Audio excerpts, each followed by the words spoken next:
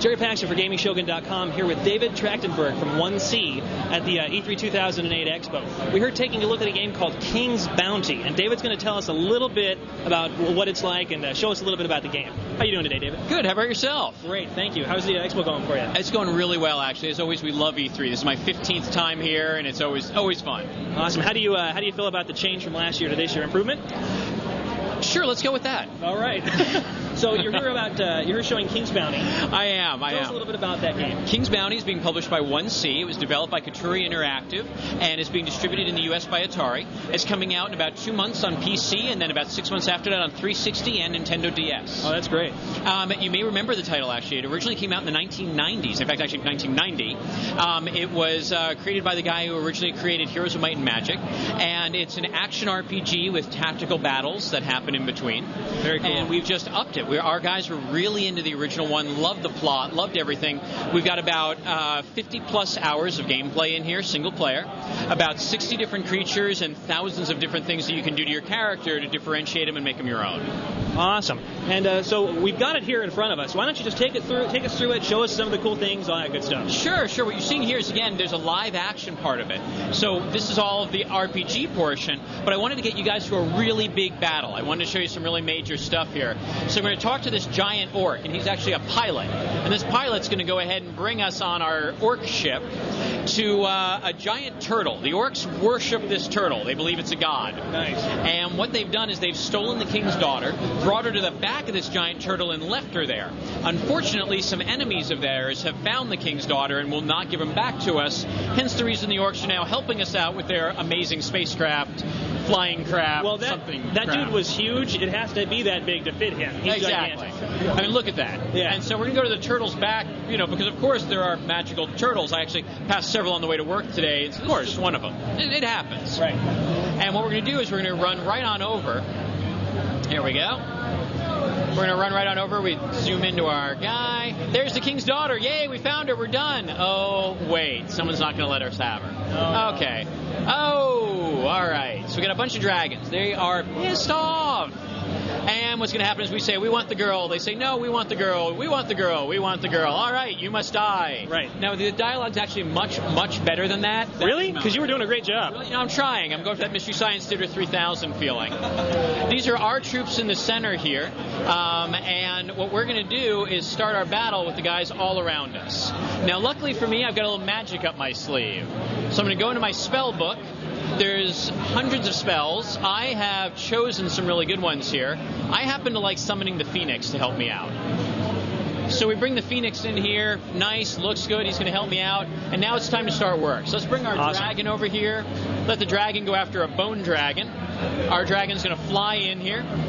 Dragons hit over 2 hexes. Again, this is all turn-based. It's all strategy.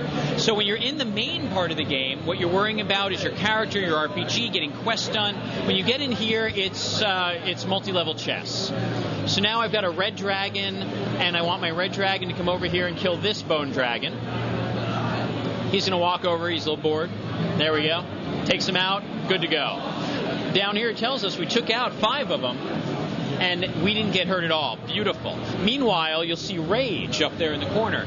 That Rage is actually going to help us out shortly because the more we have, the more damage we can do to people. I see. So I've got my Knight. My Knight's going to go after the dragon. The more room he has to charge, the more damage he can do. So he's going to go out and kill that dragon down. He beat him down. Unfortunately, the bad guy cast a spell on us to now give us mini knights. You like main knights? Now you got mini knights. They're fun. They fit in your pocket. Almost as bad as mini ninjas. It's true. Not as bad as mini pirates, though. True. Unless you put the mini pirates and the mini ninjas in a ring and let them fight it out. It's true. Add a dodgeball in there and God knows what happens. So now we've got the shamans. The reason I like to show them is notice they've got different things they can do down here. Every character has different abilities. These guys can put totems up here that will help us out, or they can just go ahead and attack. So we're going to do some dancing axes, and we'll do it on these guys. They're an archer class. They throw large boulders at us. So they did some nice damage. So you're seeing a good battle here, and this is what the game looks like. But I also want to show you one of the other environments so you get an idea for it. Excellent. We're going to run over here. And we're going to Darien, which is the main continent. Now, there's 12 continents in this game to explore. Wow. And a lot of this game is about exploring, about having fun. It's also about building up your character. When we build up our character, there's all of my rage characters. Here's items I've gotten. You can also get married and have kids. Wow. See? Sweet. And it's some great 2D artwork. You don't see that a lot of times this day. No, it's all hand-painted. Yeah, that's great. So I got myself an elven wife. She has a kid as well. We have a kid. Sorry, it's actually one of the developers' kids. Has a picture. Yeah, it looks like and it gives us some bonuses. If you don't go see her every now and then, though, she's going to divorce you, run away, and you'll lose the bonuses. Women, right? What can you do, man? I'm telling you, these elven women, too. Sorry, honey. Just turn that ring over here, and I'll just show you, just to show you some of the environments. So I want to go see my wife. We get on a little dwarven zeppelin here. He's going to take us away, and we're going to go see the elven area. And it shows you a little bit of the lushness and the artwork in this. Everything has its own feel, own music.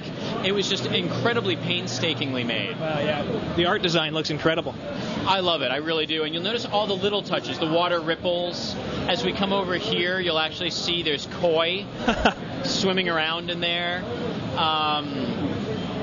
It's a beautiful place to be. Leaves falling, fish swimming, you know. I've been at E3 a while. And our guy, you know, he's breathing, the horse is breathing, he'll start petting the horse if we leave him there too long, starts getting angry. And we can just go around and explore the area, and that's really what makes this game special. Absolutely. Well, thank you for showing it to us. It looks really amazing. Is there anything else you'd like our viewers to know about the game before we go? You know what? Honestly, just to really get into it. I mean, it's one of those games that you want to get up to level 5, level 6, level 7 to really start getting the powers, and then you really get into this game. It becomes very addictive. That's great. And when's the release date on this thing? We're looking again about 2 months for the PC version, and then about 6 months for the 360 or DS version.